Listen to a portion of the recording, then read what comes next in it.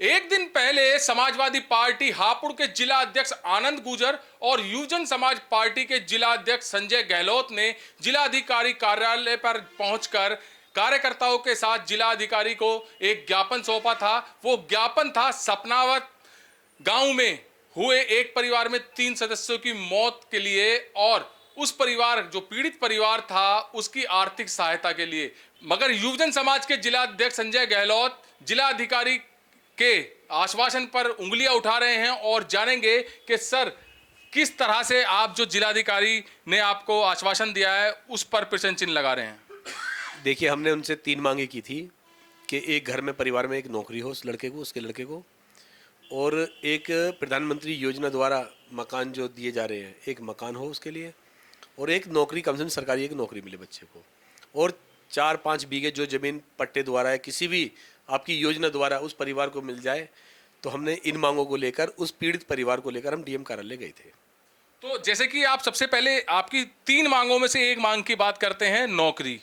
जिलाधिकारी ने बिल्कुल स्पष्ट कहा था कि 25,000 रुपये का नौकरी का उसको ऑफर दिया गया है, जबकि जो पीड़ित परिवार का सदस्य है नौकरी के लिए उसने बिल्कुल मना कर दिया है कि 25,000 रुपये की उसको नौकरी नहीं करनी। तो इसमें जिलाधिकारी के आश्वासन से संतुष्ट आप क्यों नहीं हैं? दरअसल पहले मांग थी कि सरकारी नौकरी हो, और प्राइवेट नौकरी की प्राइवेट कंपनी में बात की थी कि 25,000 रुपये तक आप कर लोगे या नहीं। लड़के ने उस समय परेशान था, मना कर दिया। सोच लड़के की थी कि मेरी सरकारी नौकरी लग जाए क्योंकि मेरे घर में बहुत बड़ा हादसा हुआ है। अब प्राइवेट नौकरी सुनकर उसने मना कर दिया क्योंकि 25,000 रुपये में वो अपने एक उसका छोटा भाई भी है, तो उसे कहीं ना कहीं ये लगा कि 25,000 रुपये कम है, तो उसने मना कर दिया होगा, मैं ये नहीं कह सकता। अच्छा, आप गरीब भी बता रहे हैं, परिवार गरीब है, और एक गरीब परिवार को हालांकि नौकरी की बात की जाए तो 25,000 रुपये महीने की नौकरी काफ़ी होती है। अगर वो गरीब परिवार है तो ले लेनी चाहिए थी। नहीं, लड़के ने मना कहाँ करा है। कह रहा है लड़का, कह रहा है ठीक है मेरी लगवा दीजिए।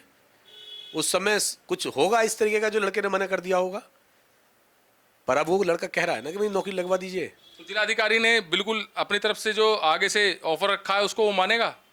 हाँ, मानना चाहिए उसे जरूर, पर लेकिन जो प्रधानमंत्री आवास योजना है उसका भी लाभ मिलना चाहिए साथ साथ में। उसका भी लाभ जिलाधिकारी ने आपने जो उनसे प्रश्न किया था, जो आपने उनसे मदद मांगी थी जिलाधिकारी से, उन्होंने यही कहा था कि अगर उस पर मकान बना हुआ है उनके प्लॉट पर तो आवासीय योजना का लाभ उनको नहीं मिल पाएगा, और अगर नहीं बना हुआ है, प्लॉट है खाली, तो उसको आवासीय योजना का लाभ मिल जाएगा। तो ये भी उन्होंने बिल्कुल स्पष्ट कर दिया है। इस मदद के लिए भी उन्होंने बिल्कुल मना नहीं किया। नहीं, मना किया है उन्होंने ये कहा अगर जो उसका प्लॉट है तो मैं मकान बनवा दूंगी टूटा द्वारा। पर मैं ये कहना चाहता हूँ कि आज नगर पालिका क्षेत्र ले लीजिए, ग्रामीण क्षेत्र ले लीजिए, कि जो 2.5 लाख रुपए की योजना से मकान बन रहे हैं वो जरूरी नहीं कि सारे प्लॉट ही थे, वो मकान ही थे। मकानों पे ही किस तरीके से प्रशासन द्वारा सेटिंग द्वारा वो मकान कैसे बन जाते हैं मुझे नहीं पता, पर वो मकान बन रहे हैं। और ये तो अब जहर खा के मरे हैं, ये 3 लोग मरे हैं। आज उनके घर की स्थिति ऐसी है कि ईंटों और गाटरों से बना हुआ उनका मकान। आप कह रहे हैं किस सेटिंग से वो मकान बन रहे हैं, उनका आप प्रूफ दीजिए जिलाधिकारी को, उस पर बिल्कुल कार्रवाई होगी, क्योंकि जो रूल है उसी के तहत जिलाधिकारी ने आपको समझाया है और परिवार को आश्वासन दिया है। देखिए, आप पे पूरा अमला है, आप खुद अपने स्तर से जांच कर सकते हैं। नगर पालिका क्षेत्र में जो मकान बने हुए हैं, ये नगर पालिका के अंदर जो टैक्स कटता है, टैक्स के आधार पर जिस मकान में जो मकान पहले से बने हुए थे और 2.5 लाख रुपए जो प्रधानमंत्री योजना मिली है, तो उसके सर्वे से भी आपको पता लग जाएगा कि ये मकान पहले बना हुआ था या प्लॉट था। तीसरी मांग जो आपकी थी वो थी पट्टे को लेकर, जबकि जिलाधिकारी ने बिल्कुल आपको साफ कर दिया है कि एनसीआर में यहाँ पर पट्टे का वो प्रावधान नहीं है। देखिए, पट्टे का प्रावधान उन्होंने कहा था डीएम साहिबाना कि पट्टे का प्रावधान नहीं है, पर हमने ये कहा कि कोई भी सरकारी योजना द्वारा, जरूरी नहीं कि पट्टे से ही, कोई भी सरकारी योजना द्वारा आप चाहो तो आप मदद प्रधानमंत्री मुख्यमंत्री द्वारा मदद करा सकते हो। जरूरी नहीं कि सरकारी पट्टा दे, अपने प्रशासन द्वारा मुख्यमंत्री द्वारा कोई ना कोई मदद उनकी हो सकती है। तो अभी आपने किस तरह की मदद की है उस परिवार की? जो मैं अपने पास से कर सकता था मैंने उस परिवार की मदद करी, और माननीय मुख्यमंत्री पूर्व मुख्यमंत्री श्री अखिलेश यादव जी से भी गुहार लगाऊंगा उनकी मदद के लिए, और समाजवादी पार्टी उनके साथ हमेशा खड़ी रहेगी, और कोई बड़ा आंदोलन करने की जरूरत भी पड़ेगी तो हम लोग पीछे नहीं हटेंगे।